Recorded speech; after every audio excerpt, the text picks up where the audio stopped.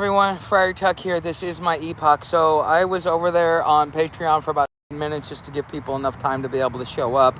Nobody really showed up, and I'm okay with that.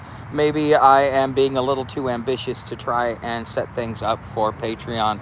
So if you have the link because you're over on Patreon, or you go look in the community tab, you will be able to watch the replay. And I asked an important question, and I will leave that for you guys over there.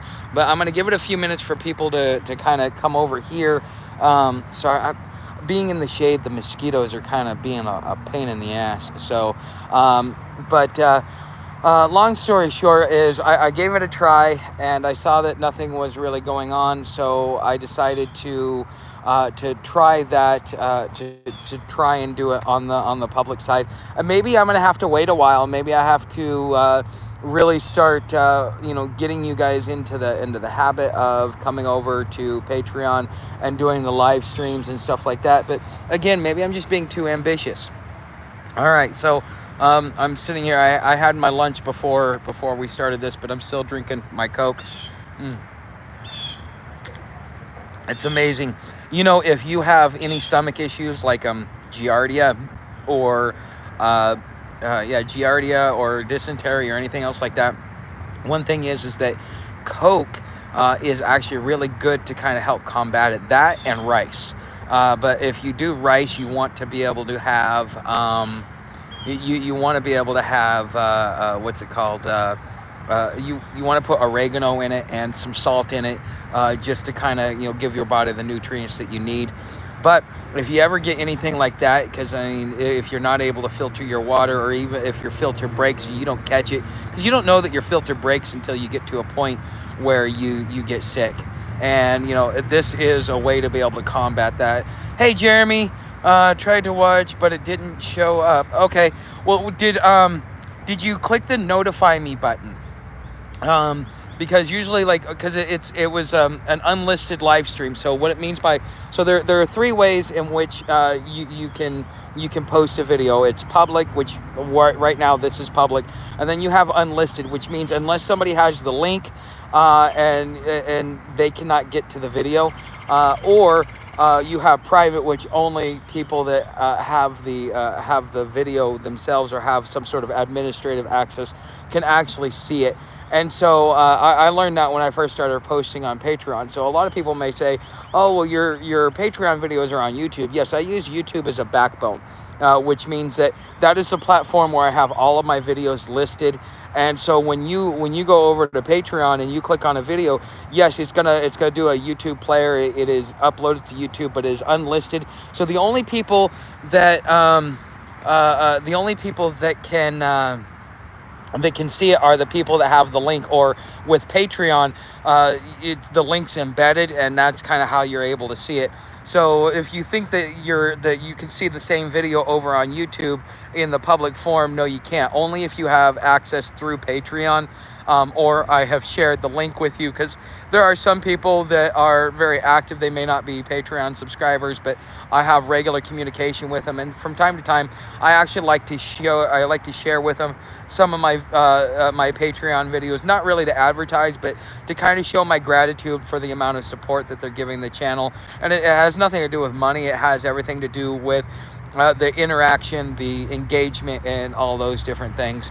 So today is going to be a live Q&A. I am going to talk about a couple of things, but I see that the chat is kind of lighting up. And then after I get done answering this first round of questions, I'm going to talk about the mental health of society and my own view on what either civil war or civil unrest or just SHTF is going to look like, because I think that it's not really going to unfold the way that we think it is. But here, let me look. Okay.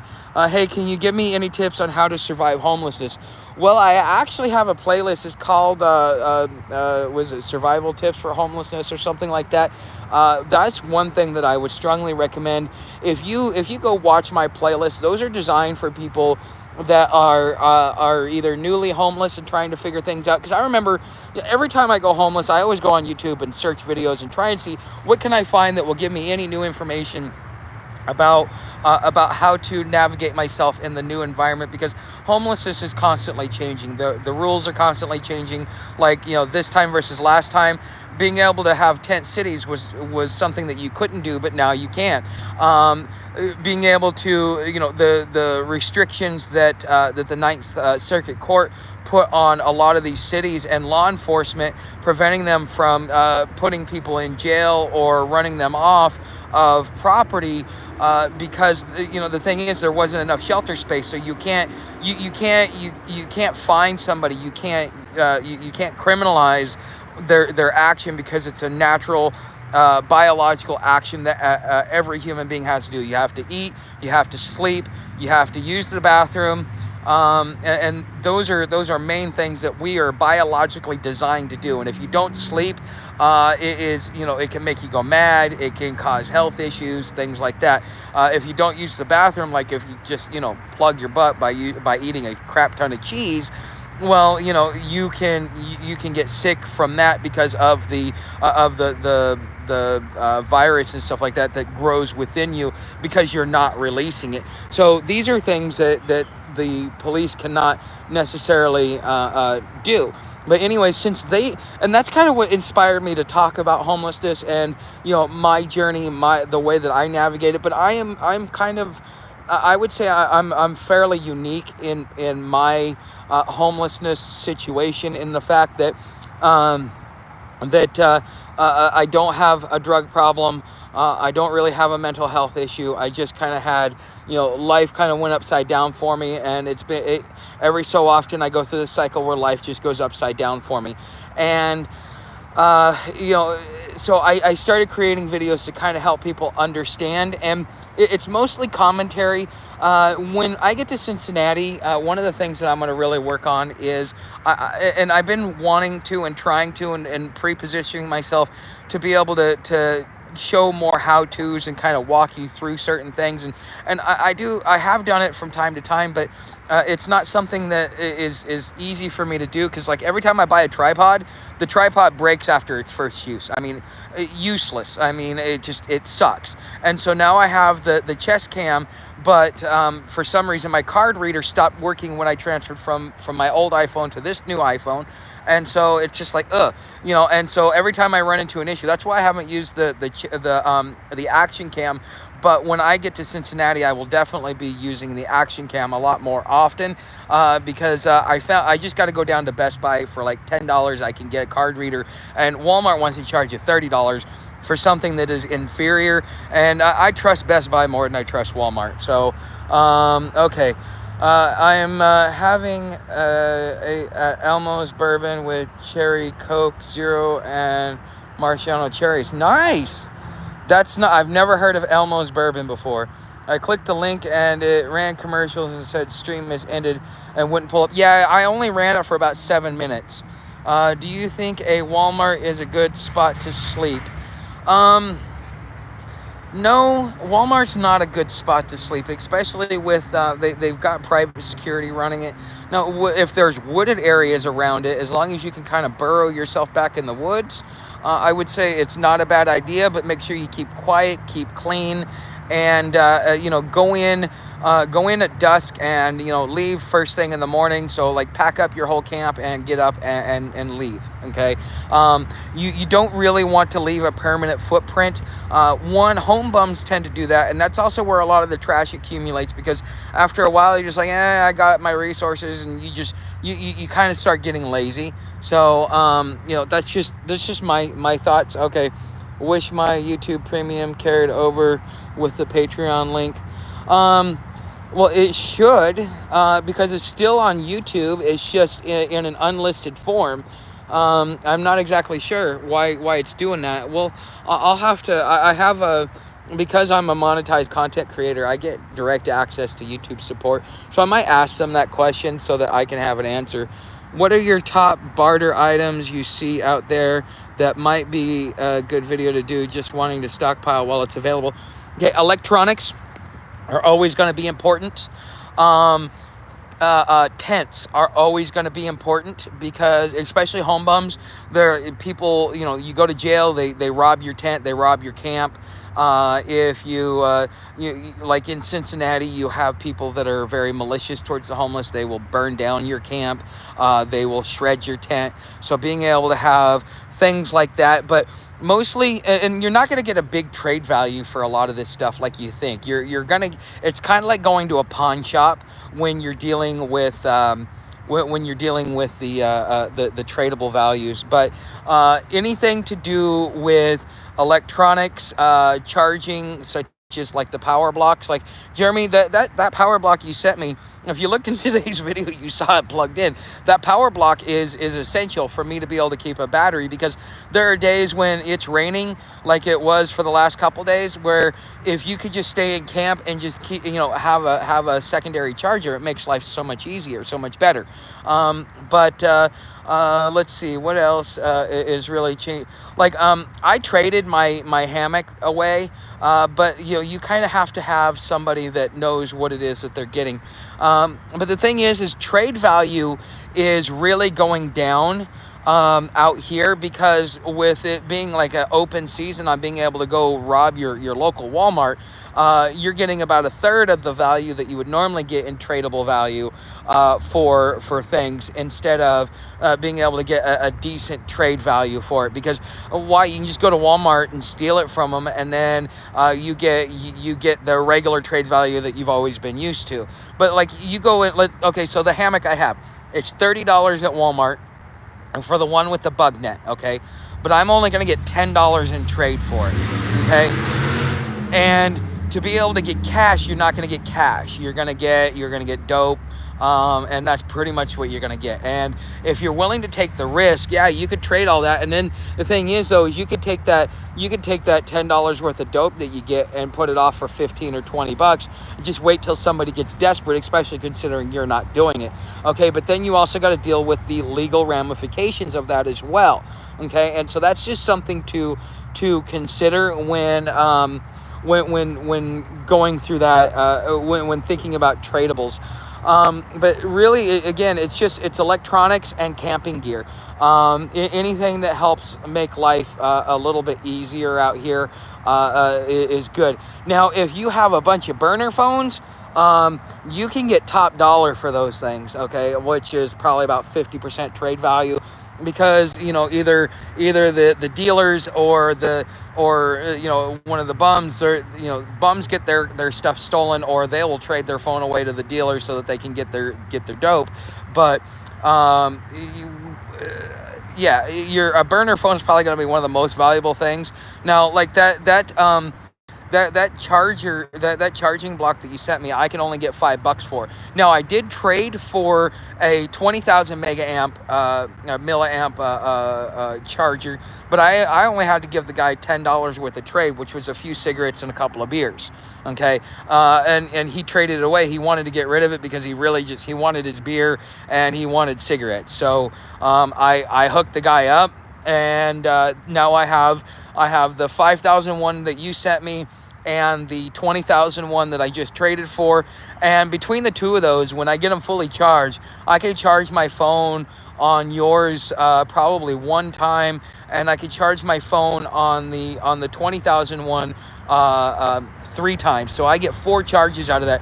And if I really want to stretch it out, I could probably go most of a week without ever needing to go in there and plug in and recharge. Okay, now that's like if you're staying out in the woods, you're barely using your phone, stuff like that. Now me, I go through probably about 2 charges a day because of I lose about a third of my battery just in the upload process, and about another 10 to 15% of my battery just in the recording process. So I go through a lot more power, and my phones burn out a lot quicker because of the amount of work that I do on them. Okay, so rent is so expensive in America, I could never afford my own place.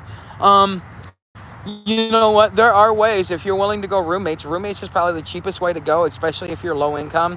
Roommates.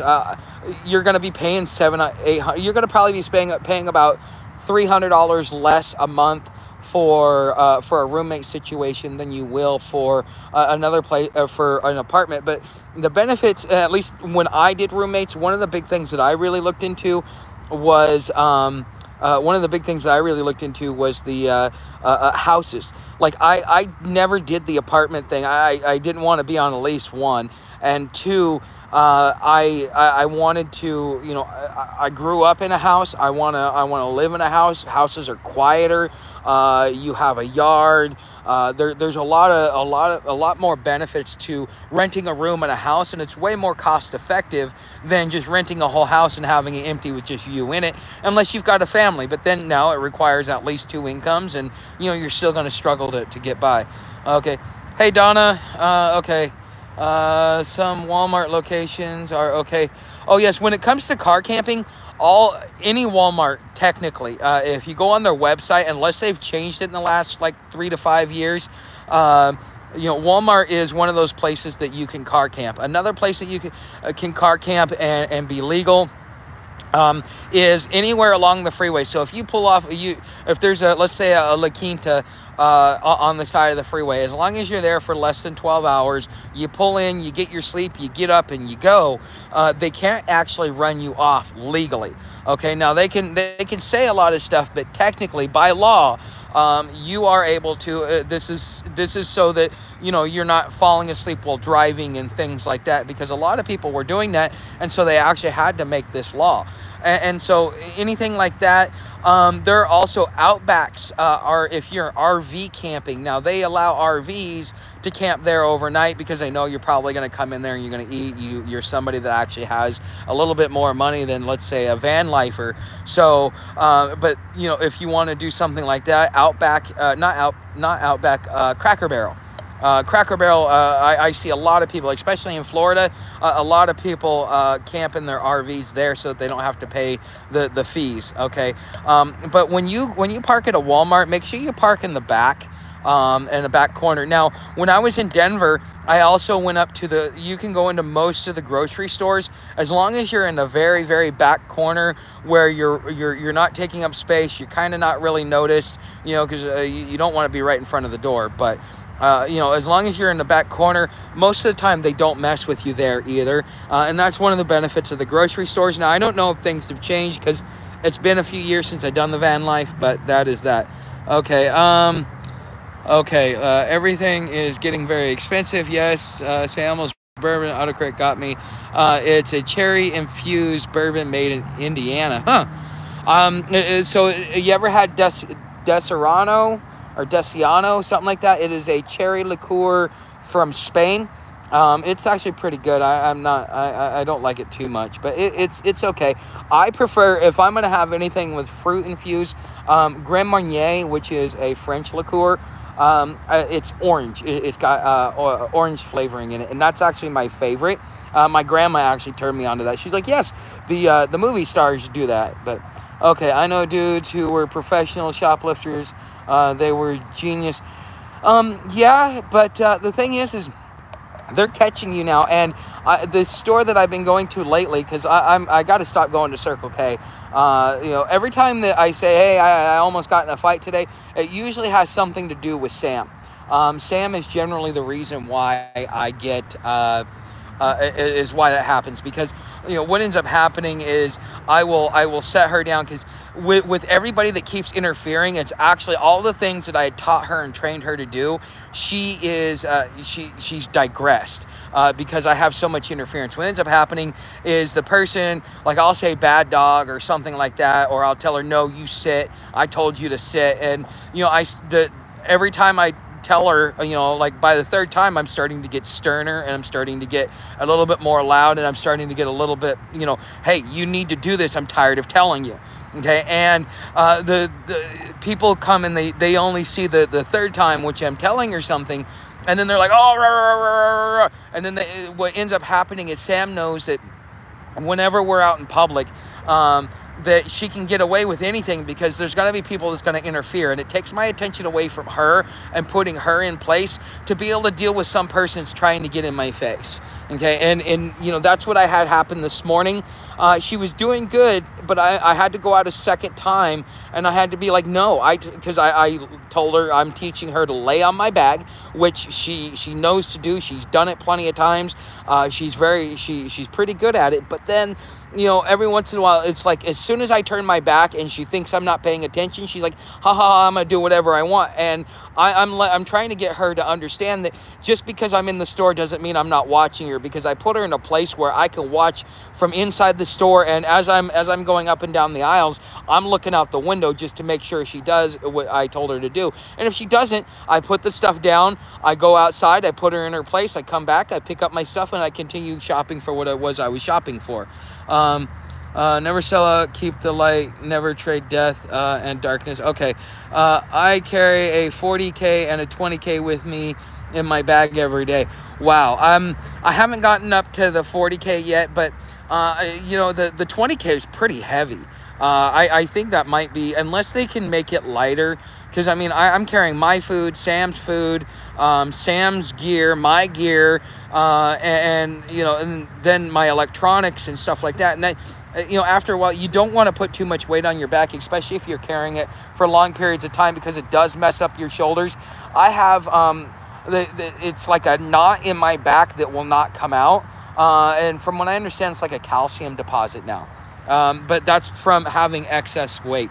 Okay, reminds me I need to charge my jump box. Okay, you need to get the battery banks that got solar on it. It can be connected to a small panel. You know what? I'm still looking into that. There's a lot more complication than, just buying one, because I originally bought me one of those ones from Amazon, and it was useless and worthless. So when you head northeast, ride northeast bus ride, or do you need to ride the train then bus? No, actually, we are taking Greyhound. I leave Monday evening at about 9 o'clock at night, and we get there Tuesday evening about 5 o'clock at night. And so we're gonna get into town, and because I already know Cincinnati, I already know where we're gonna go sleep, or at least make an attempt to sleep, and things like that. So it just I've kind of already got the plans down. But yeah, I'm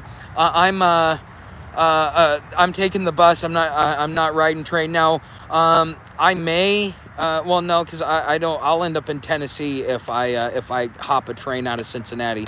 I'll either end up in Memphis or in Nashville. So, or worst case scenario, end up in Chattanooga.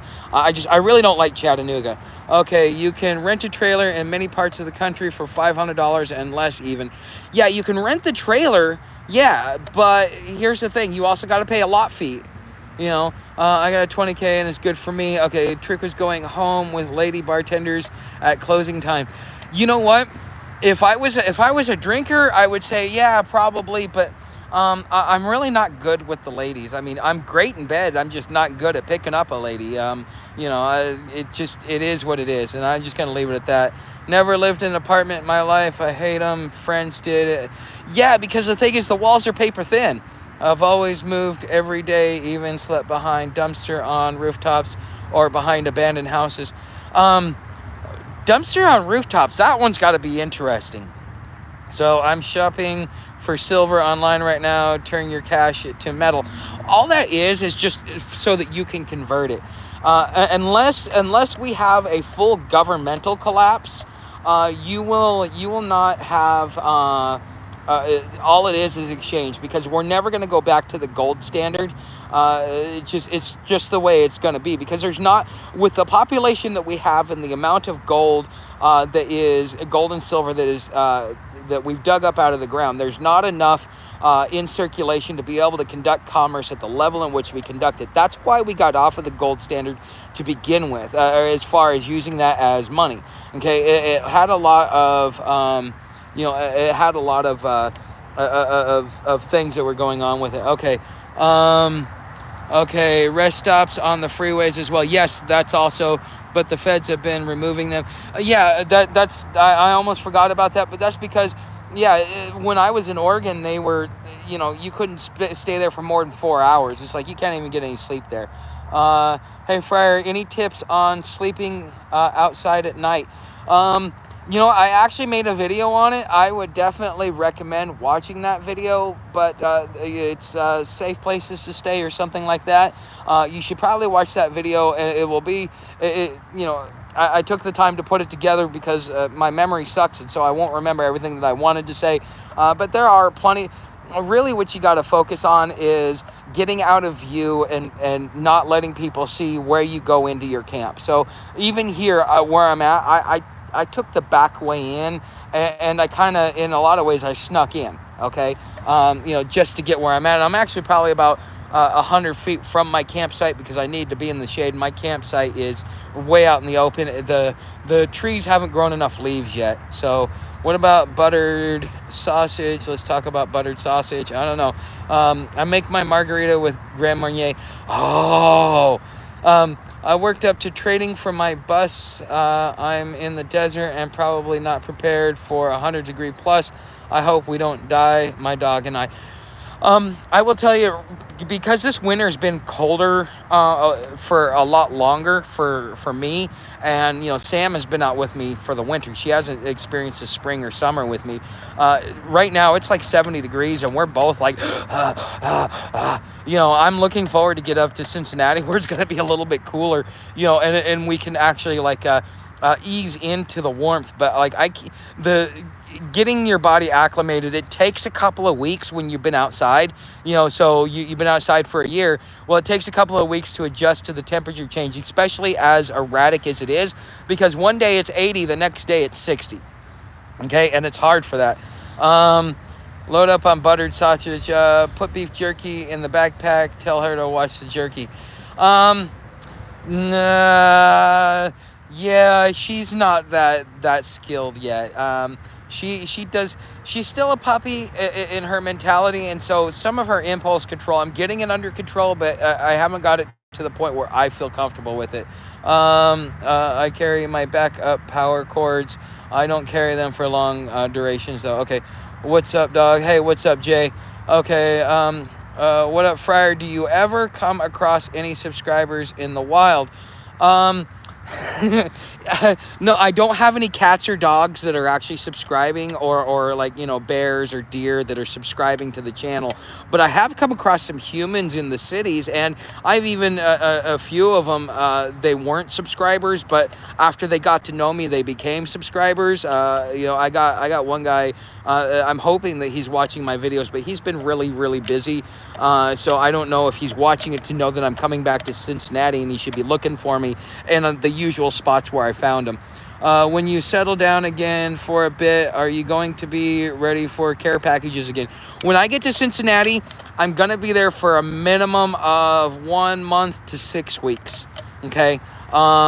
And then, yes, I will be able to take care packages. Okay. Hiking cart. No, I ain't doing a hiking cart. I squatted in a sailboat in an empty lot before. That's got to be interesting. I have been on a sailboat once. Honestly, it was some of the best night's sleep I got. Real snobs drink their Grand Marnier heated. Look up the little glass heater online later. Cool showpiece for the home bar. Yeah. Okay. Okay. There was a message retracted from Joshua. Sorry about that. Good, Dekine. I'm glad that you subscribed. And hey, if you have been unsubscribed, Economic Ninja said, oh yeah, everybody's being unsubscribed. Well, one thing that I've noticed, because even for me, when I get unsubscribed from a channel, it's because I haven't watched it in a while. So if you haven't watched me in a while and you've been unsubscribed, don't forget to resubscribe if you'd like to. So Nomad Deluxe, I'm glad to see that you're a new subscriber. Welcome to the family. Man, since he is only a 4-hour trip away. Oh wow, hey, maybe on an off day, if you really feel like it, you can come hang out with me and Sam for a day, and hang out and do some stuff. I don't know, it's up to you. I'm always up to meeting subscribers, but I got to tell you, I am always a little weary of meeting people or even being around people. Okay, so let me get into today's topic now that I've gotten to the bottom of the chat, and you guys can continue asking your questions, and I will keep going. Okay. But here's something for that most people aren't really thinking about. Okay, so I watched back. If you guys remember, what was it? What was that documentary? Zeitgeist. Okay, Zeitgeist 1, 2, and 3. Okay, now there was a companion video to that. I think the same guy did it, and somebody like renamed it and added some stuff to it. Hold on. Coke needs to pay me for drinking on this. But anyways, there was it was called Kymatica, and basically what it talked about is the mental aspect of everything that is happening within our society. Okay, so and I didn't know this until I started watching this documentary. But one thing about human beings is that we are not meant to be under stress. When you are under stress, you're in a fight or flight. And what that actually does is it deteriorates your brain. So the more stress that you're under, you're going to be losing a lot more IQ points. You're going to lose your composure. You're stuck in a fight or flight situation. I would recommend you, if you want to know more about that, you should probably go and look it up yourself and do a little bit of research. But that is the nutshell what I've learned. So with inflation going out of control, the Fed trying to crash everything and pretending that everything is great, with the political division, with everything else that's happening. Plus, Michael Knowles was talking about a study that basically liberals, because of their political affiliation, actually deal with higher amounts of stress because of the whole political thing. And so those guys are literally going crazy, and that's part of the reason why we see Trump derangement syndrome, or what is it, TDS? Okay, excuse me. And so what happens when you have a large segment of your society that is being stressed out because they're working hard, they don't have enough money to pay their bills, they can't live their life the way they have, supply chain issues are happening. I was talking to the lady at Circle K today, which is, again, this is probably the last time I'm going to go to Circle K, but I was talking to this lady at Circle K, and I was like, I said, even Lucky Strikes, they used to be, a good price, and Newport Reds used to be like $5, and now, Newport Reds are as much as the menthols now, almost $7-8. And it's like, man, it's amazing how the cigarettes are going up. And she's like, oh, well, these Lucky Strikes are only like $5.24. And I'm like, yeah, about a month ago they were $4.34. And that's what I was paying. That's why I would always buy them, is because they were $4.34. I mean, it's the cheapest pack you can get and the highest quality cigarette that you can get for the price. I mean, you can't even get, even the cheap cigarettes that cost probably 50 cents to $1 more, especially if you go to somewhere like Dollar General or Family Dollar, they're weak. It's like smoking air. And, just things are going up to where it's like, oh my God, that extra $1 that I'm spending on a pack of cigarettes, it's like, I want to quit, but I'm not going to quit until I get out on trail, because with what happened today with the guy at Circle K is that I had to smoke a couple of cigarettes just to kind of calm myself down. It's kind of like my reward to myself for being a good boy. And then the guy that went off in the Burger King, I probably smoked 4 or 5 cigarettes over a 2-hour period of time, which is a lot for me. I generally don't go through when I'm on my normal pace. I generally go through about a half a pack a day. And so if I'm going through 3/4 of a pack or a full pack a day, then I know that I'm smoking too much. And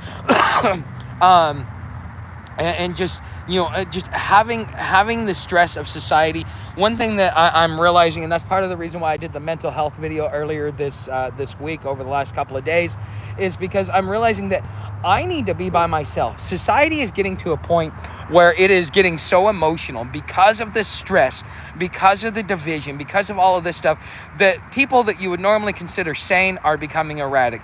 People that could handle themselves are no longer handling themselves. I find myself, and so what I always tell people is like, look, I have 3 stages And once I reach that third stage, you should run for the hills, because at that point in time, I'm about to level whatever's around me, and neutralize whatever I consider a threat. Okay, because any type of confrontation, the way that I go psychologically is I see that as a threat, because I'm a peaceful person. Like, for example, the guy that I was supposed to be jumping trains with, him and I got into a conversation, and he starts getting upset, and I try and diffuse it. I change the subject 3 separate times, but he kept coming back to the subject. And then he gets pissed off at me, and I walk off. And then the next morning he comes up and says, "Oh, let's jump trains." I said, "No, I'm not jumping trains with you." And then he blames it on me as if it was my fault. And I'm like, dude, I tried to de-escalate it and change the subject 3 times. But because, he wouldn't do that, it got out of control. And it just, I need to, unfortunately, I need to really be by myself more than being in the city. And being here in Shreveport, one of the things I focus on is me and Sam withdrawing. Like, we go into the city just to get something to eat, to get cigarettes, or to get a shower. Past that, Sam and I are hiding in the woods, or we are in a place where nobody's going to bother us, so that Sam and I can have our time and our bonding time together. Okay, and so, like, I always tell people, I have 3 stages. First, I start yelling, then my legs start shaking, and then I black out. And the thing is that people are pushing and pushing and pushing, that what they don't realize is that they're doing me, like, it could cost me my life one of these times when I have these adrenaline rushes that I have. Because when I was hooked up to a blood pressure machine while one of these things was going on, my blood pressure went to 3-something over 2-something. And I even asked the nurse, I says, "Well, what does that mean?" She says, "You're lucky that your heart hasn't exploded." So one day my heart is going to explode. And with the way that people are emotional, clinging to ideas, because the thing is people don't want to be wrong. They have based their whole life based upon ideology. Like when I was talking in the 5 lies you were told and believe, there are, people are so stuck on we're a republic, that when you explain to them that our government's been reorganized a minimum of 3 times, if not more, and as I go through, if you're actually paying attention to the 5 things, none of those are a representation of a republic. They are all a representation of a democracy, of socialism, of despotism, okay, fascism, okay, and which is state control.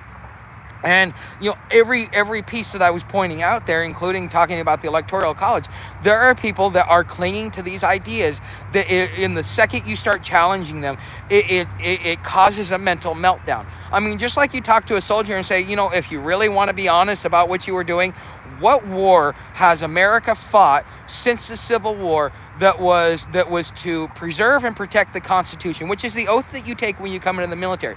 Not one. Okay, now you could say World War II or World War I, or we were attacked, but weren't those instigated by our government? They put our troops in harm's way so that they could therefore play victim, the same way that we're doing with Ukraine. We're trying to play victim so that we could get the support of the American people behind the government to be able to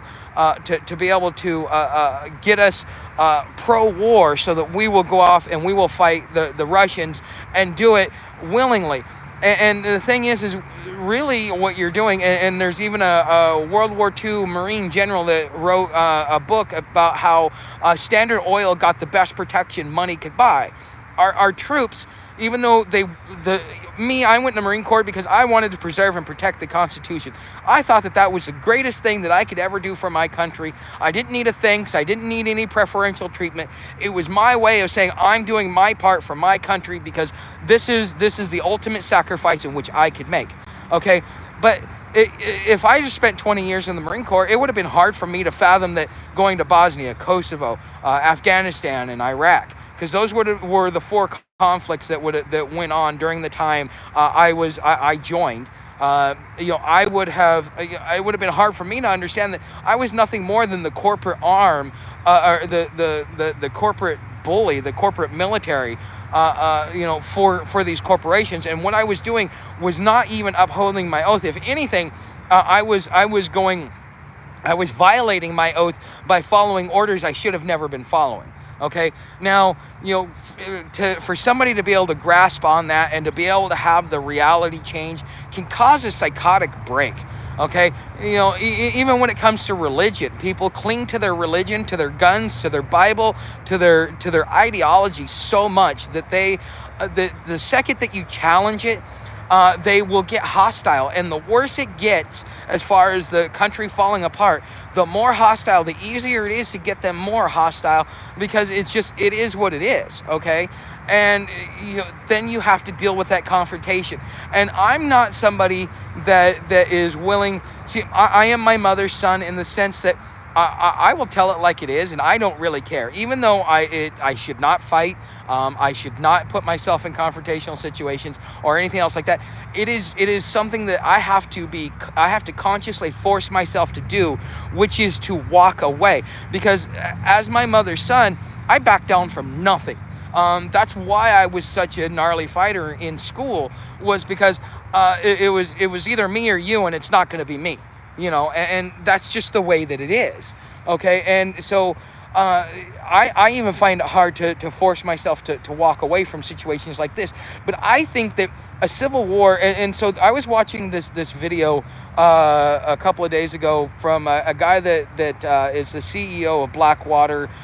He was getting interviewed by another big channel, and one of the things that he was saying is that it's going to be urban versus rural is what our next civil war is going to be.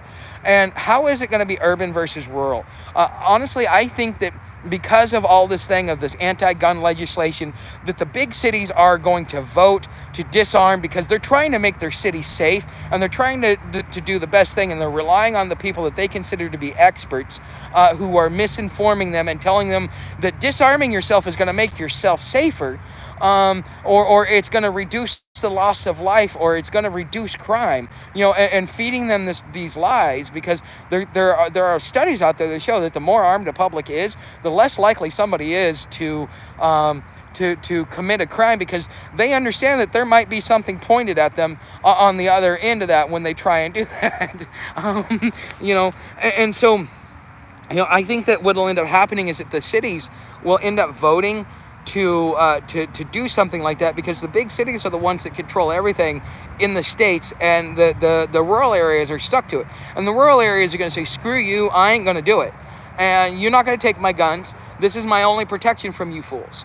And I think that is kind of what will start the Civil War. But not only that, is the psychological crap that we're going through, not only from our own government, but from fifth generation warfare that is being used on us by our adversaries and other things. I think that these things are going to be,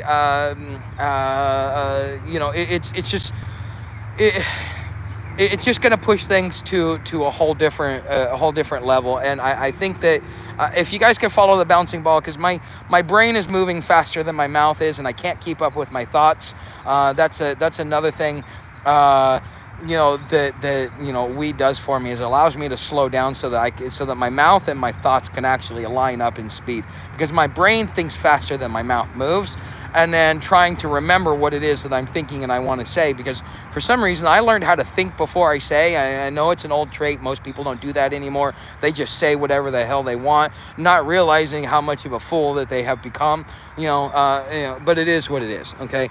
And so I'm hoping that you guys can kind of follow my train of thought and help me fill in the gaps for my incoherent thoughts that I'm trying to portray, okay? So I'd love to hear your guys' thoughts on that and kind of what you guys think.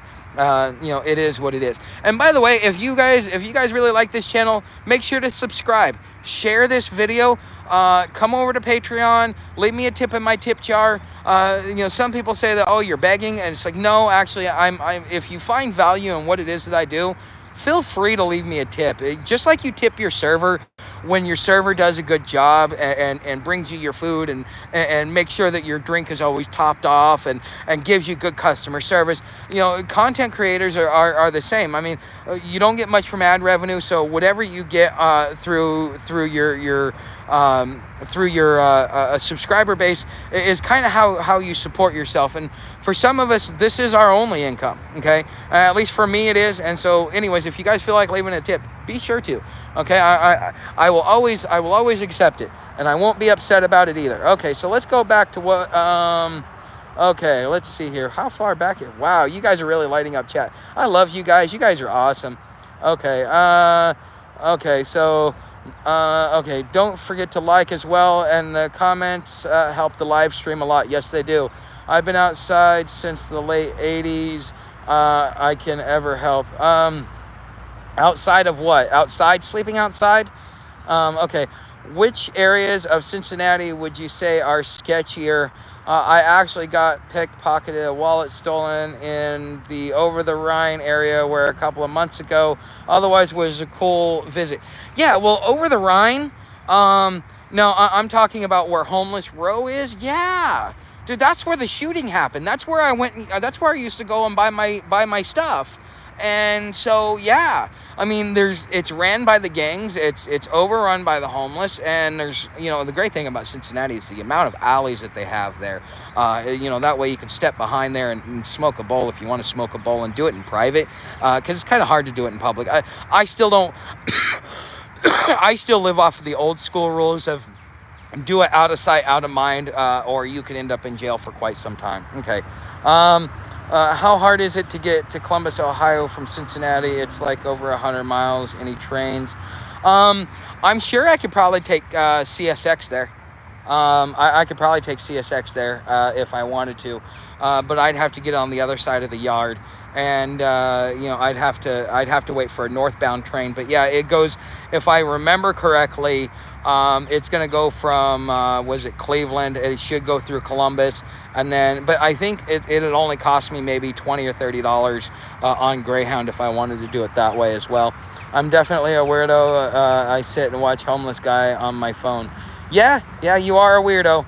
I might be going to Cebus for a spring game. Huh. Interesting. Okay, you talking about for spring training? I pay $16 for American Spirits a pack and $26 for a pouch. I am so over it almost.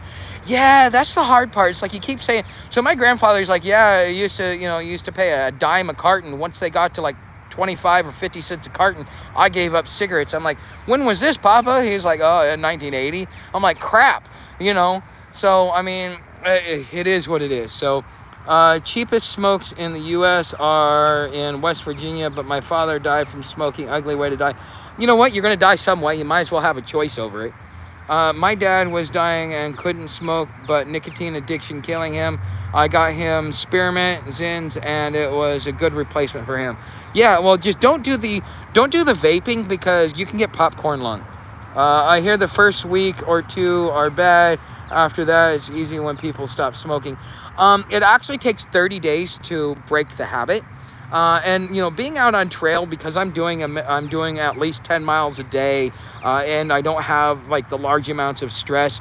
It was actually easy for me not to smoke on trail. It really was. And plus, when I get to that point, I'm going to buy the filtered cigars because they're so low nicotine. And that's kind of what my frustration was over the last few days was until I got my YouTube payday. Was what was dealing with that, because it's like I'm wasting my money. I know it's $1.50 for a pack, but I'm wasting my money because I'm not getting any satisfaction. What's up, Cherokee? And I'm looking forward. One of the first things I'm going to do when I get to Cincinnati is I know where I'm going, and I'm going to pick me up. I'm going to try and pick me up an eighth. I'm hoping, at least a dime bag. When I get up there, because and that's the only reason. That's why I haven't gone down and got me any Delta 9. That's why I haven't gone and gotten me a beer, is because I keep reminding myself I will be in Cincinnati on Tuesday, and by Wednesday I will have a dime bag. And that is one thing that I'm really, really looking forward to. So Glad I don't smoke, but occasionally bum one at the bar or something, which is rare. You know what's funny is when I was in the IT field, we had a guy that worked with us. He was not a smoker, didn't smoke on his personal time, but he would smoke at work because that was the only way he could get a get a break. Otherwise, it was constantly working. So, okay. I do not understand the Electoral College stuff. What are you trying to point out? Might have to make a more detailed video later. It's really simple. Understand what an electorate is. Okay, look up what an electorate is. So, okay, let's say we're in Texas. I think Texas has 32 electoral college members, okay? 32 electorates, okay? Each member of the electoral college is called an electorate, okay? Because and what they would do is they have, just like you have districts for your state Congress and representatives, you have the electoral college districts. And so what the electorate would do is he would run. So you would have a couple of guys that would go around and go, I want to represent you in the electoral college. And so the local communities in that district would pick the guy that would go off and represent their community. And so on the first Tuesday of November, that was what you did. That was the first vote for president. So on the first Tuesday of November, you would go off and you would vote for your electoral college member or your electorate. Okay, and then he would go off to Washington, D.C. on December, the first Tuesday of December. And then they would hold the Electoral College. And the Electoral College was was basically the candidates that were running for president, the political nominees for their party after caucusing would go up there, and then they would have these debates in front of the Electoral College. And then they would hold a vote. And if you got enough votes for a guy, that would be the next president. But they would hold 3, 4, 5, 6 different votes because what they would have to do is they would have to go around and so like Abraham Lincoln, I think he went through 5 or 6 votes before he got elected, and it was a very contentious electoral college election because these guys are consider themselves schooled in the art of politics. So they understand what spin is and what rhetoric is and all this other stuff, and they can read behind the lines. So people that have, like Ironwood, you and I have had a talk, and you are highly schooled in politics, okay? And so you could run as an electorate, and then on the first Tuesday of December, go and vote for the president on behalf of your community. And so, just because Texas has 32 electorates, 15 of them might go for one candidate, 2 might go for another candidate, and another 15 might go for another candidate. So it's not like they voted in a block. What we have now is that whoever wins the popular vote in the state, that state locks in. So even though you have the rural areas that vote conservative and the cities that vote liberal, if there are more votes for the liberal than there are for the conservatives, well, that whole state goes blue, and that's not really a true representation. It's a true representative vote or anything else like that.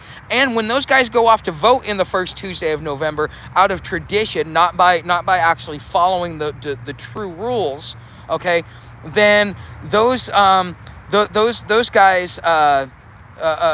Those guys are locked in. They can't do it. That's why Trump in the 2020 election could not sway the Electoral College, because if he would have gotten to go do it like Abraham Lincoln did, you would have had a much different result for the turnout of, let's just say, the 2020 election, because that's the most recent election that we had, okay, versus what he was trying to do was to get the Electoral College to act like the Electoral College. But instead, they said, no, the rules say that if Arizona voted for Joe Biden and he wins the popular vote, that every electorate in that state has to vote for Joe Biden. They cannot change their vote, which takes away their right of choice, the right to choose the proper representation for their community. And so therefore, you would have a much more representative government that way than you do under our current system. So that is proof enough that we live in a democracy, a mob rule, a majority rule.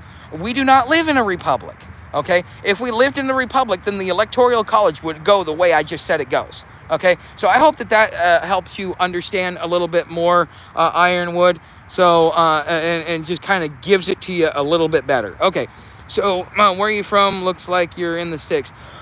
I'm originally from Oregon, but I've traveled all over this country, and right now I'm in Louisiana. Okay, you sound like you could be a paralegal. Some videos. You know what? Here's the thing. When I was in the free man movement, I would sell my services, but I offered myself as a contract negotiator. I have gag orders on me for court cases that I have done, and I can't give you the express details, but I can tell you one of my favorite ones is I wrote like a 3 or 4 paragraph letter, sent it to the lady, who then forwarded it off to her boss, and within 5 minutes we got a please, mercy, we give. I've sent it off to the legal department. We will have an answer to you within the next couple of days.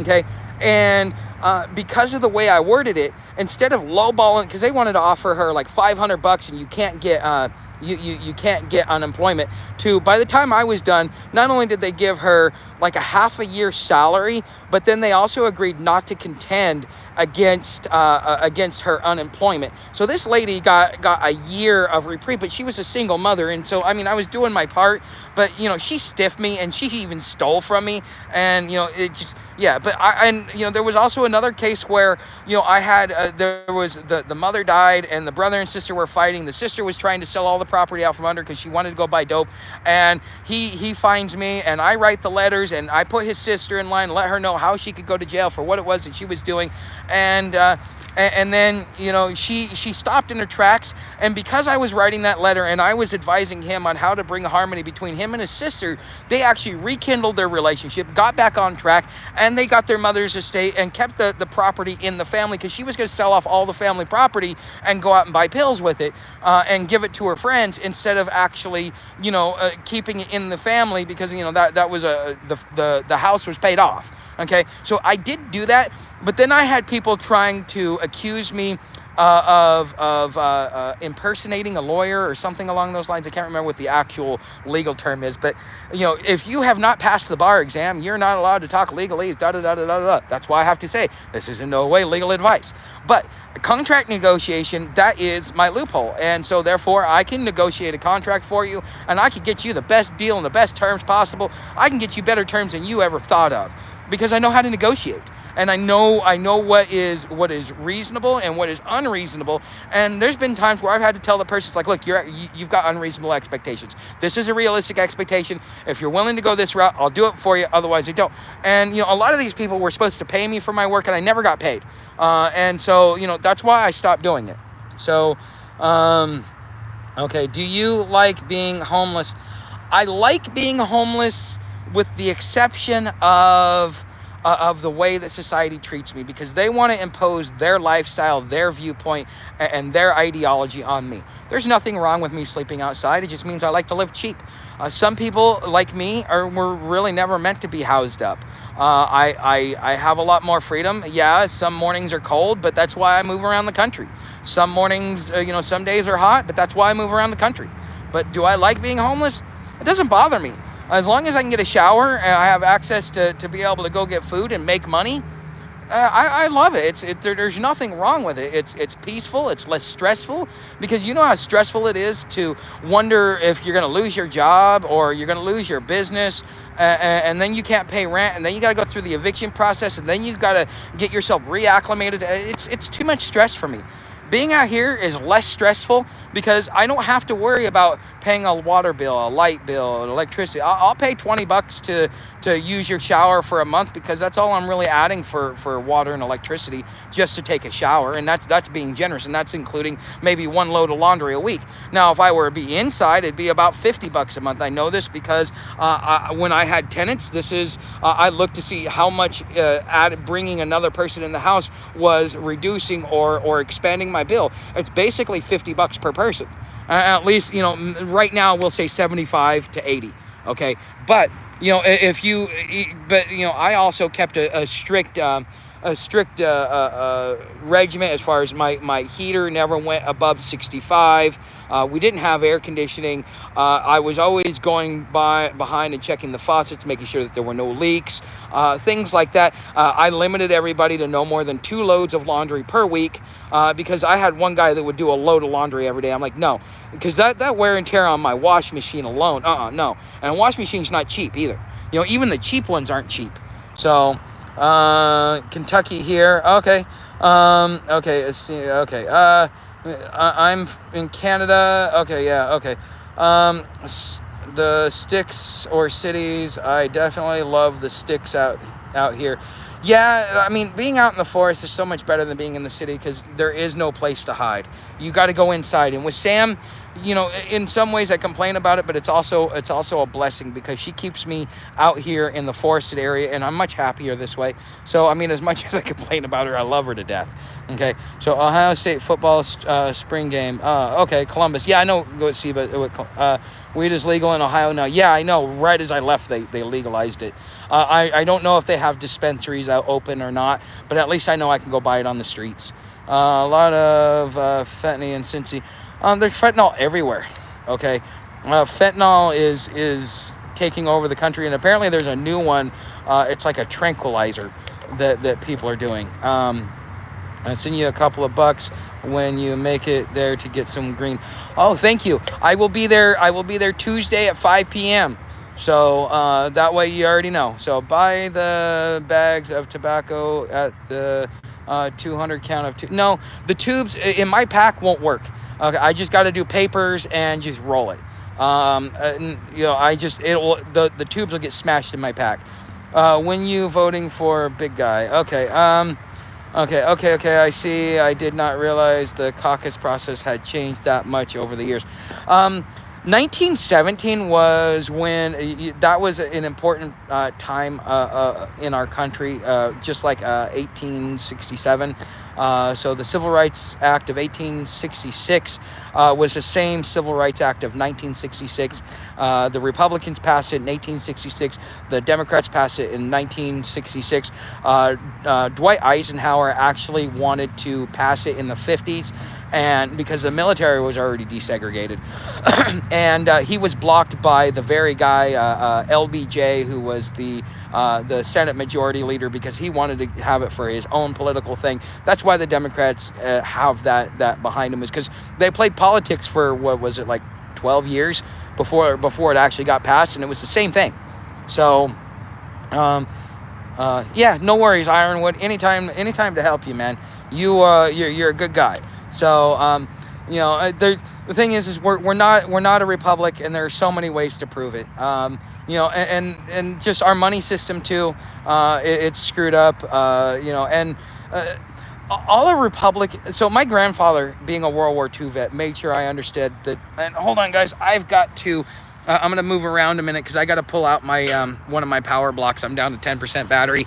I didn't set up my charger before I got in, so hold on one second while I go and I look it up and pull out my power block. So this is my new 20,000 amp that I traded for. It's a Griffin. So I don't know about it. Okay, there we go. So hold on, I'm gonna put the phone down for a minute. So give me 1 second.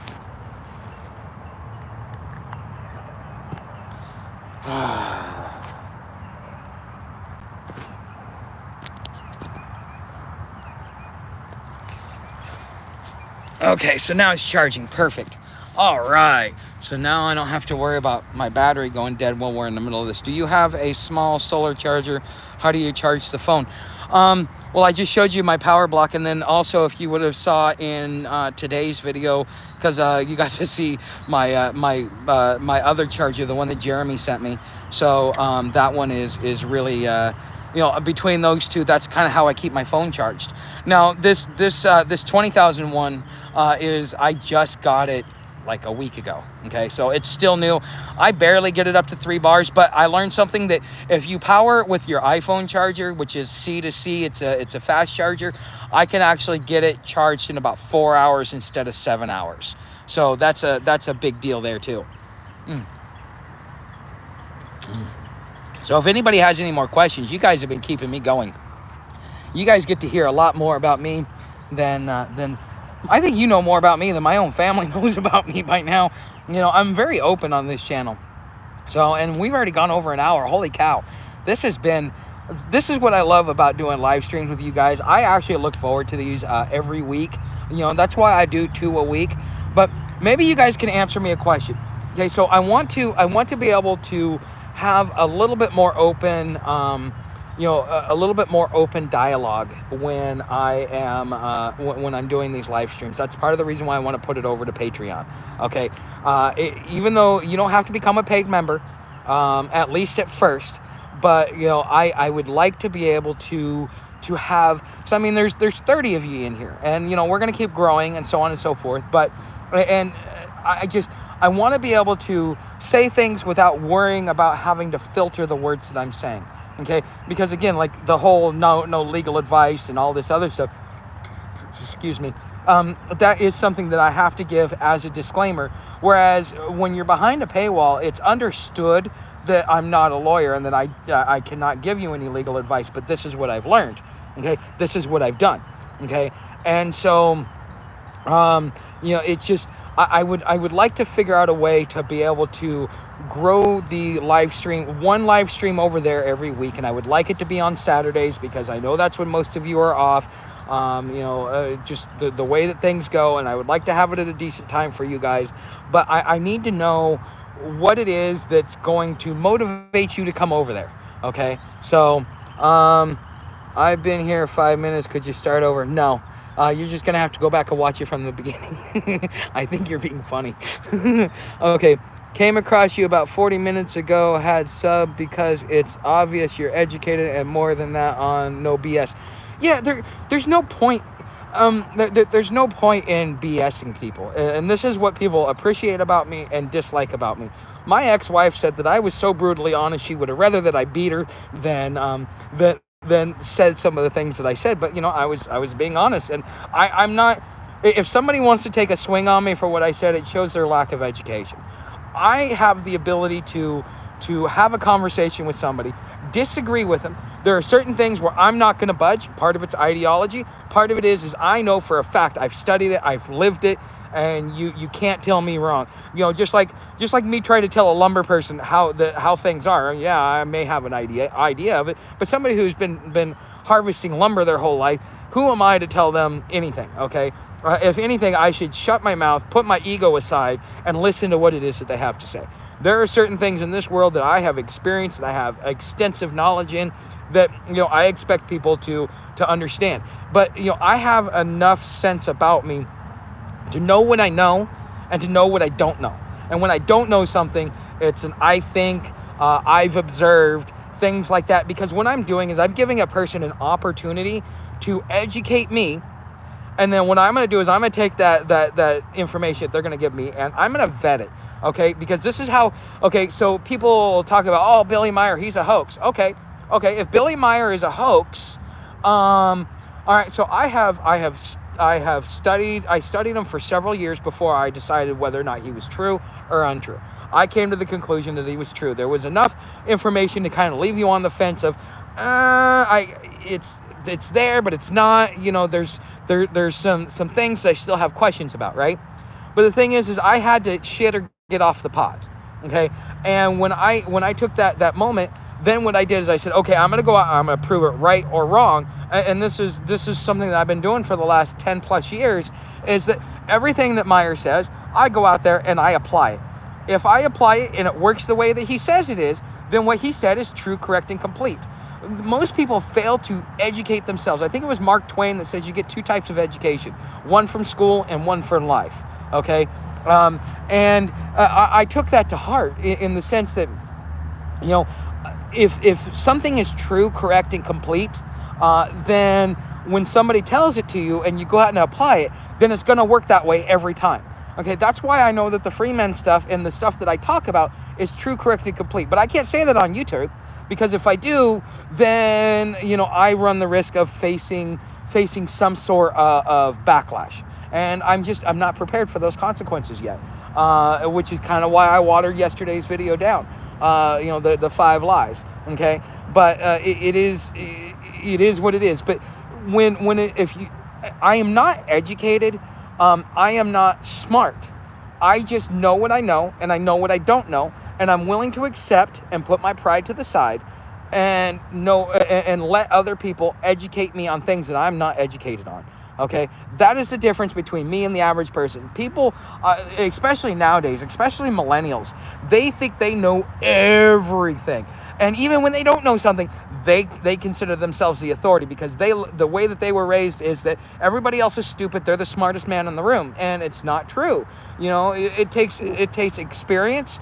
It takes wisdom is knowledge and experience applied. Okay, and without that knowledge and that experience, they can have all the knowledge in the world, but if they haven't experienced it, then they have no wisdom, then they don't actually know what's true. Okay, but so many people are so dedicated to, I know this to be true, that they're willing to believe anything as long as it fits their own narrative. And then what happens is now you have a society that can no longer have a dialogue. So, for example, the whole thing about J6, and this is one of the issues this was actually the part of the argument that I was having with the train hopper guy, is that Liz Cheney said that several generals that Donald Trump wanted to institute martial law, and several generals threatened to resign if he didn't. Well, first of all, I've never heard any general come out and publicly say that. Okay, so that right now is hearsay because there's no evidence to back it up. Secondly, if it is an insurrection, then he should have declared martial law, because that is a standard order of operations. Okay, that's what Abraham Lincoln did when the rebels fired upon Fort Sumter. He declared martial law. Okay, so if he declared martial law because it was an insurrection, it was a rebellion, well, shouldn't Donald Trump have done the same thing if it was an insurrection or a rebellion? So you can't sit there and say, no, you can't do that, but because you didn't do that, it was this. And it's like, it makes no sense. Okay, and it's just like, and people fail to use deductive reasoning to really get behind it and go, Liz Cheney has an agenda. Okay, and right now we're finding out in the public that everything that Liz Cheney said was really incorrect, and she was just trying to be a useful idiot to give us a certain narrative and make her own money, because I don't know, whatever her dad did. I will tell you the reason why I don't like John McCain is because when I was in Houston, I came across a guy that was on the rescue team for John McCain. And he told me, he says, yeah, as soon as we kicked down the door to go in there, first thing John McCain said was, took you long enough? That's an ungrateful asshole. And even he was livid about it. He's like, yeah, I can't stand that man. That guy's a POS. The only reason why we went in there is because he comes from a notable family. That was the only reason why we went in there. Otherwise, nobody would have given a shit about him like the rest of the POWs. Okay, so that's the truth about John McCain. But he's a war hero. Yeah, he survived a POW camp. Yeah, I guess, if you want to give a rich boy a pat on the back for surviving something that a poor man's been survived for multiple years, almost up to a decade, that is. Okay, I have to get a little quiet for a second, guys. Shh. No snitching. Okay. So one of the things that they do around here is they go around and they honk because they're trying to get somebody to no snitching. They're trying to get people to come out. So when I first got caught in the other area I was in, the guy had honked his horn. I wasn't going out for the honking of the horn. I should have known that, okay, he's there. But the thing is yeah, this is how they're finding the homeless in the woods. So one of the things that you really need to be thoughtful of is that, because I've blown myself up a couple of times in other places. One of the things you got to be thoughtful of is that these houses are getting really creative on how they find us. And so yeah, every time I hear that horn honking, I know that they're trying to draw people out, because they're probably hoping, because for most people, it's like your dealer just showed up, so he's letting you know he's there, and so these people come out not realizing that they're being set up. So anyways, that's why we had to get quiet for a minute. So I can't be super loud for right now. The guy's already gone by and passed. And yeah, but anyways, so back to regularly scheduled programming. Okay, My ex told me the same thing. Okay. Facts are completely relatable. Okay, maybe someday you can get a backpack for Sam as well. Actually, I do have saddlebags for her. Jeremy actually sent me the boots. She kept trying to tear off, so I kind of had to give them to another person that had a dog that did a lot of miles. But yeah, because I kept putting them on her. She walked funny, and she kept trying to rip them off, and I'm like, well, I don't want her to ruin these. These are nice boots, so I gave them to somebody that I knew could use them. But yeah, she still uses her saddlebag. I don't put it on her until we get out on trail, and she kind of sees it. She doesn't like it, but oh well, she's gonna have to deal with it. The saddlebag she can't get away from. The boots she kind of had to. Okay, so okay, I call it real world experience. The pros make it look easy, so every time they think they know or can do it. Yes, okay. So everyone, sorry, type. Okay, cool beard. Yes, thank you. Yes, I have worked a long time. The last time my beard was this good was when I got into Chattanooga. And the thing is every time I make a change in my journey, I shave off my beard. And so you'll see.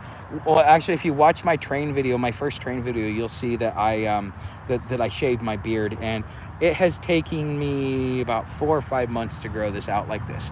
And I love my beard. I'm never shaving it off again. I may get it trimmed up a little bit, but I will not shave this thing off.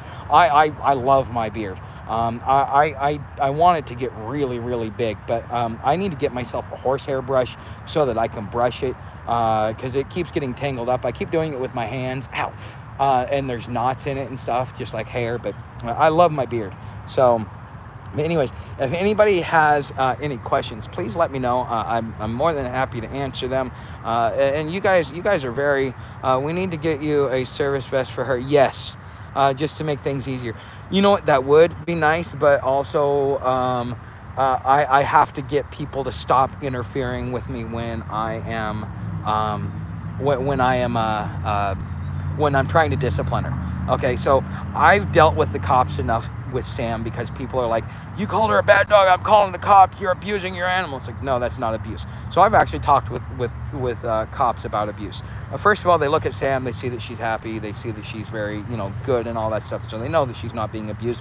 Plus they see that she's well fed because, she's a fat girl. No matter what anybody says, she's fat. Okay, she's probably about 5 to 7 pounds overweight because of how well I feed her, but I make sure that she eats well because of the amount of work distance that we usually cover. This last couple of months we haven't done a lot, so but and then the other thing is unless you can smack your dog on the ass just like you can swat your kid on the ass. Okay, and the thing is when she shows her teeth, when she gets mad at me because she doesn't want to do what I tell her to do, that's not tolerable. That's not allowed, and I could get in trouble, and she could definitely face the consequences by doing that. And so I have gotten to the point where I just take my finger and I just tap her in the nose and be like, don't do that.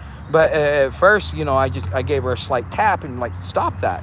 Okay, but when it comes to taking care of an animal, especially being out here, the stakes are much higher, the consequences are much higher.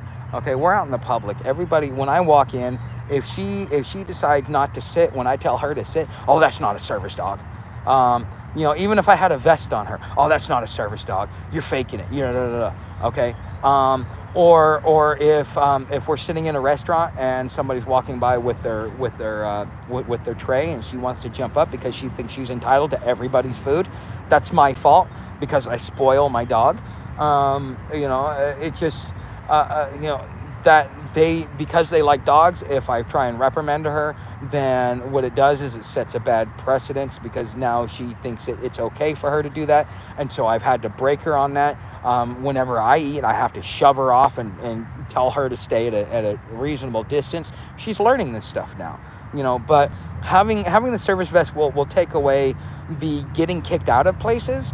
But as far as me trying to reprimand her and discipline her, is something that I think regardless of a service vest, that is something that that I'm going to constantly face until she gets to be a much more disciplined and much more older dog. She's still a puppy.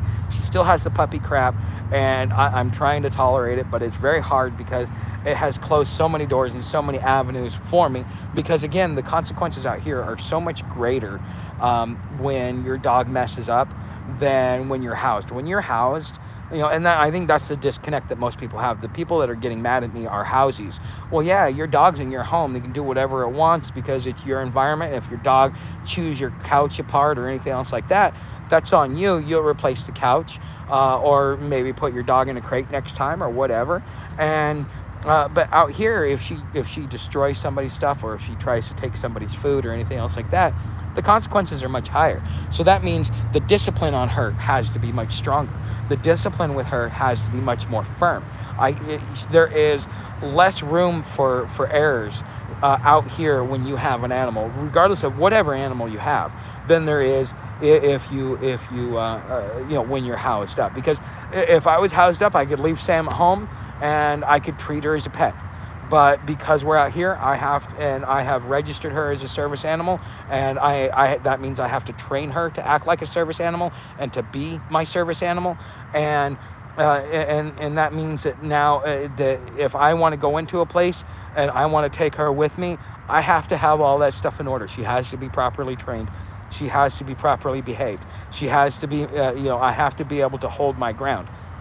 And that's something that is very, very hard and creates more contention out here. Honestly, I have had more of these adrenaline rushes, with her than I probably had in the first 20 years that I've been dealing with this. Okay. So, but the thing is because everybody wants to treat my dog as if it's their own. I have people that will just get out of the car, walk up and just start petting her. It's like, what is your disconnect? What is your malfunction? I don't get it. Like, do you want me to come up and just start touching your car, touching your daughter, touching your wife? No, you don't. You get mad, but it's okay for you to come up and touch my dog. Where is it okay for you to do that, but not okay for me? Because you know what? There's going to be a time when a guy comes up there and starts touching Sam, and I'm going to go over there and fondle his wife. I probably won't do that, but I want to, just to prove a point. Because it's like, why would you do something like that? And then they want to sit there and blame it on, say, oh, well, she asked for it. She didn't ask for it. She's a dog. She can't speak. If somebody wants to pet her, she's going to take the attention. Okay, it's just who she is. She's a very social dog. But if you ignore her, then she ain't going to come up to you. It's when you bend down like you're going to pet her, she gets excited because she wants to be pet. She wants to be loved on by everybody all the time. And it's just the way it is. And so I have to deal with that out here, and it just makes life a little bit harder. Okay, get the Velcro style service vest and getting multiple patches, service animal in training. Don't pet my service animal. People still don't respect that. It does not matter. I walked into the subway up here, right? And I walk in, first thing I say when I walk in the door, she's a service animal. Sam, sit. Sam sits. Okay. I said, okay, I need to fill up my water bottle so that my dog and I can have water. Okay, perfect. Guy comes over and starts petting my dog.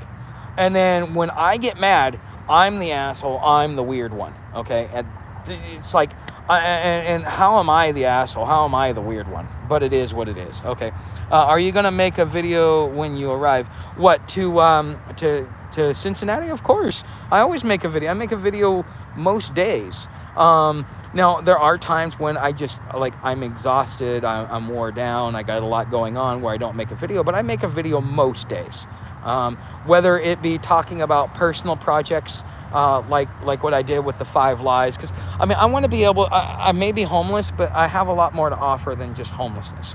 Okay, I have things that will benefit you. So for example, if you're a Patreon member, I've put it over there as a bonus video, and so those people have had a chance to watch it. But I talked about with this whole squatting thing that happened, that happened in New York, where the lady went to jail for doing what she did. I can tell you exactly why she went to jail. Okay, because I did the same thing, but I didn't go to jail because I knew what I was doing. Okay, so the first house that I took over through adverse possession. Now, there's a difference between squatting and adverse possession. Squatting is just sneaking in the back door. You're not supposed to be there. Adverse possession means that you did your due diligence. You know that the place is abandoned. Okay, that means you're going to talk to the neighbors. That means you're going to go down to the tax office. That means you're going to be looking at the county clerk to see if there's any foreclosures or anything else like that. Okay, house has been abandoned for 4 years. Okay, perfect. It's been abandoned for 4 years. That means I can come in, I can take it over as adverse possession, which means I take it over as if it's my own. It's an old King's law, but just like Windows, the law is the same way. Instead of doing Windows on Windows, they just do shit on shit. Okay, and so the old King's laws are just as viable today as they were 500 years ago. Okay, and this was a way, because all the land belonged to the king anyways, just like all the land belongs to the government. Look up your communal property laws in your state if you don't believe me. Okay, every state has them, and they've had them since like 1917. Okay, that was really, you own the structure. You don't own the land. The government owns the land, because you are taking public utilities, whether it be electricity, water, sewer, garbage, any public utilities or public services that you receive at your place. Now that the land belongs to you when you have to bond out the police and the fire in order to come on your property. Okay, that is how you know the difference. All right, and so it's just, it is what it is. Okay, so I kind of forgot where I was going with that, because I heard something and I kind of got distracted. If somebody could remind me, it'd help me out, because my brain's getting tired. It just, the way the communal property laws are the way they are. Okay, yeah, I remember I was talking about the whole adverse possession versus squatting. So these squatters come into New York. Okay, fine. They're squatters because the lady was gone for like a week on vacation. She wasn't gone for very long. Whoever came in there and did that they knew what was going on. She probably made somebody mad. They were watching her house, waiting for it to happen. Okay.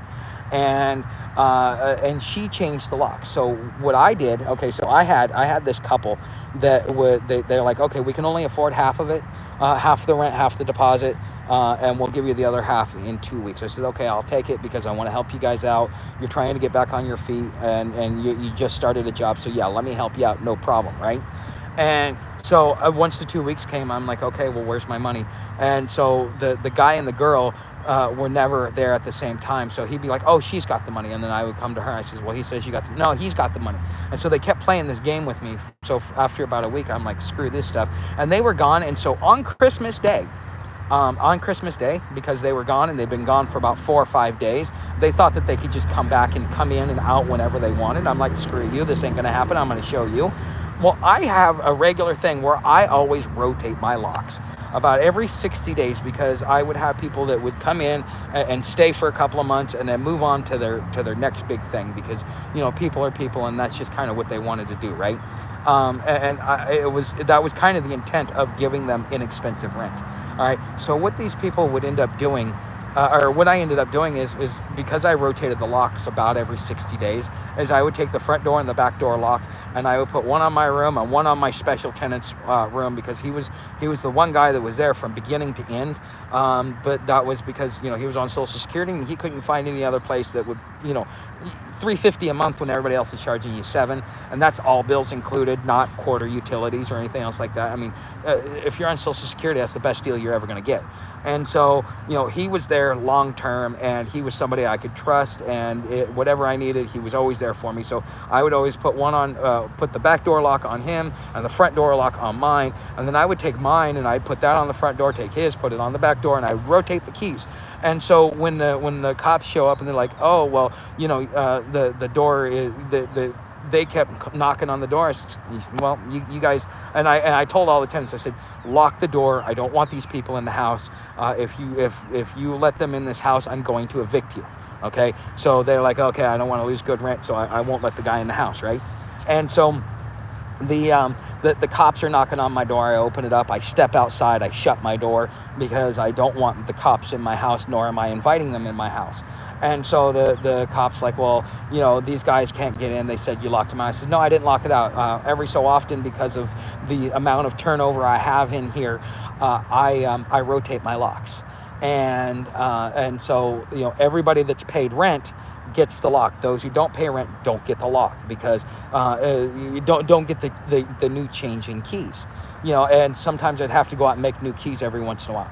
Well, honestly, if you're going to stop squatters and you really want to get them out of your house and keep them out of your house, you need to be doing a regular rotation of your locks. That means moving things around, kind of have a method to your madness, and then you need to pull all the keys back and redistribute them, so that people get everything that they need. But it would take me a day, and I would go around and I would switch every lock, every doorknob, every lock in the house around about every 60 days. Okay, so if that lady was doing that on a regular basis, she says, just for my own security, this is something that I do in case I lose a key or something happens or whatever, I just rotate it for my own security.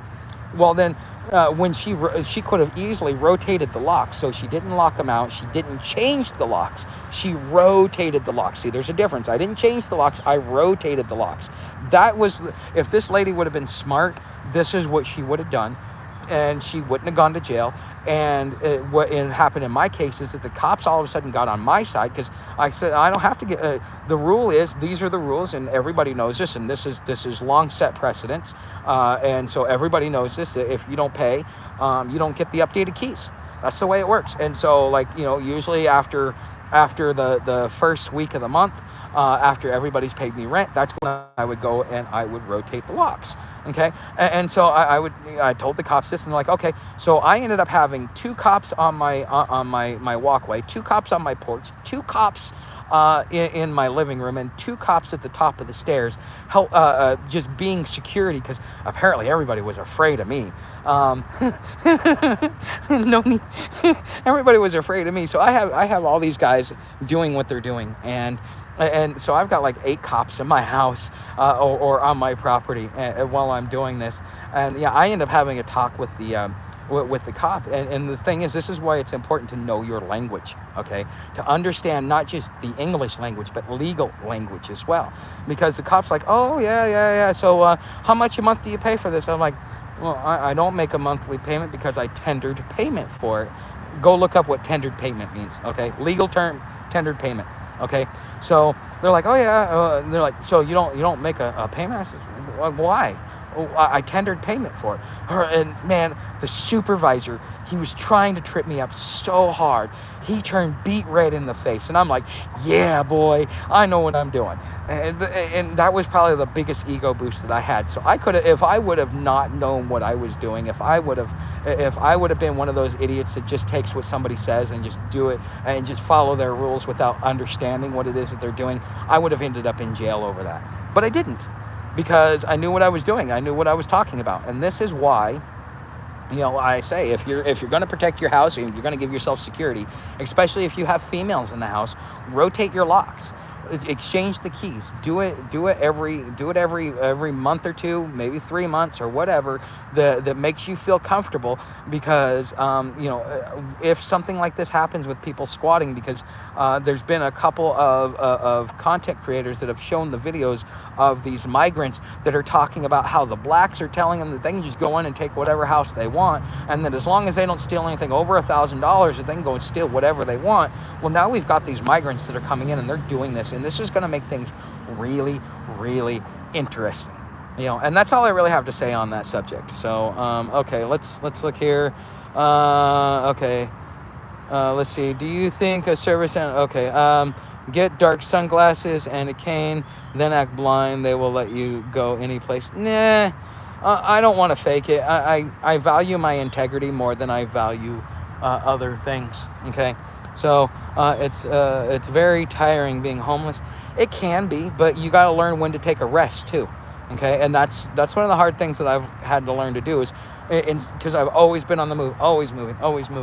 Well, you know what? It's something that bothers me, and so therefore I've taken I think I've been here about 2 weeks or less, and I've taken the time to rest, to sit out and spend a day, 2-3 days out here just resting myself up.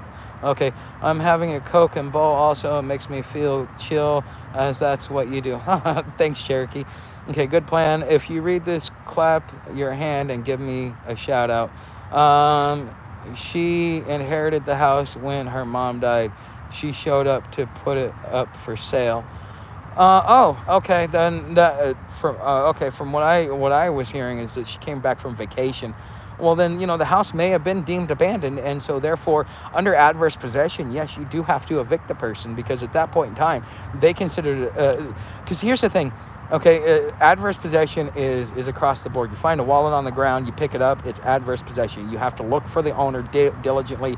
After a certain amount of time, you don't have to look for the owner anymore. It becomes yours. Okay, if later on the owner comes back, you can charge them storage fees, repair fees. Like with what I did with those houses, I could have charged the bank probably $30,000 or $40,000 each house, just because of the amount of repairs and the amount of labor that I put into it under adverse possession. And they would have had to pay me, but that wasn't my intent. And I wasn't trying to, I was trying to help a neighborhood. I wasn't trying to enrich myself, which is why I let it go. And I didn't fight it, and I didn't ask for any money. But legally, if I wanted to, I could have asked for money, because I repaired those houses. I replaced windows that were broken. I replaced doors that were kicked down. There were rubbers all over the place. There was black mold. I mean, there was so much stuff. There was poor construction done by the individual, because he went back to Mexico. Okay, so scumbags, homeowner died, so they broke in. Well, no, not necessarily. I wouldn't call them scumbags. I wouldn't say that, because this is what adverse possession is for. Is that when sometimes a landowner would die and the property would become abandoned. So what the king wanted you to do was to take over the land, pay the taxes for 7 years. After 7 years, the land became yours. I mean, it was the king's, but it became yours to manage on behalf of the king. And so this was how a lot of this abandoned properties were able to be taken over and managed, so that they could more efficiently manage the land, the king's land. And that's why it's an old king's law, and it's called adverse possession. You should really look into the history there, Alfred. They may have had nefarious intent, but I don't want to discount the benefits of having adverse possession. Okay, so I'm very curious how the system plans to deal with millions of migrants. They're telling us to take anything they want. Well, this is what's crashing our system, and they're already starting to put them in camps, and after they're done putting them in camps and they realize that they can get away with it, then the homeless are going to be put in camps. So, what's up, Anarchy Television? So, but anyways, all right, guys, we have been going for about an hour and a half, and I have had a lot of you guys in here. Don't forget to hit that like button if you haven't already. Leave a comment. Make sure to share this video. I've given a lot of information out and talked quite a bit. If you find any value in this, leave a tip in my tip jar if you feel like it. Otherwise, just make sure you like, subscribe, and share the content, so that I can at least make money off of the view, the ad revenue, so that I can get that livable income I want. Because whether or not I decide to get housed up or not, that's still on me. But the thing is at least I don't want to have to beg. I don't want to have to stand out on a street corner and hold a sign saying, please help me. I hope that I bring enough value to people watching this content that they're able to be entertained, educated, and realize that there's another way to do things than just the way that they've been taught, or that things aren't really what they've been taught. And so I'm hoping to be a value to not only this community but to my fellow man in this way, and to be able to make a livable income off of it. So you and Sam have a beautiful day. Well, thank Loki, much appreciated. So, but anyways, guys, I'm gonna let you go. I will see you in the next video. Thank you for watching, and I will see you. So I will hold on one thing. I will not be doing a live stream on Tuesday, because that's when I will be getting into Cincinnati on the bus. I will probably do it Wednesday or Thursday, or I may just wait till Saturday. I will let you know in one of my videos. So, okay, hold on. I am very curious how this... Okay, wait. Okay, yeah. So I've read everybody's comment. So thanks for watching, guys, and I will see you in the next...